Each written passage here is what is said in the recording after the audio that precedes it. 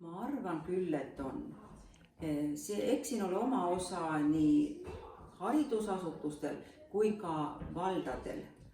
Praegu oleme siin piirkonnas üks suur Peipsiääre vald, aga ka varem need üksikud vallad ikkagi kõik püüdsid järgida soovitusi ja korraldada keskkonnasõbralikumaks meie igapäevaelu. On jäätmemajandusega päris palju tegeletud ja peale selle siis ka vesi ja kanalisatsioon, mis on päris tõhusad ettevõtmised olnud just külades, sest alevikes ja tiheasustusaladel on nagu lihtsam, on veeettevõtted, kes teevad, aga oma külades eramaja pidajad on ka väga hoolsad olnud.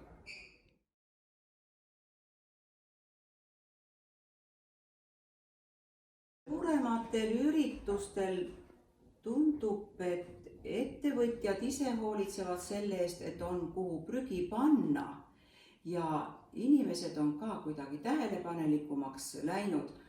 Ei ole harvad need korrad, kui näed, et on väike kotike kaasas ja võtab kas või maast selle pudeli üles või mingi tühja topsi, et siiski ta paigutada õigesse kohta, et ta ei jääks mitte metsa alla või kuskile parki vedelema. Et see on nagu meie igapäeva elu osaks juba saanud. Vallal on võib-olla see osa, et kui keegi on nõutu ja oma küsimustele vastuseid ei saa, et oleks lihtsalt üks teadja spetsialist, kelle käest alati nõu saab ja võib küsida. Ja vallal pigem see suunav ja informatiivne osa.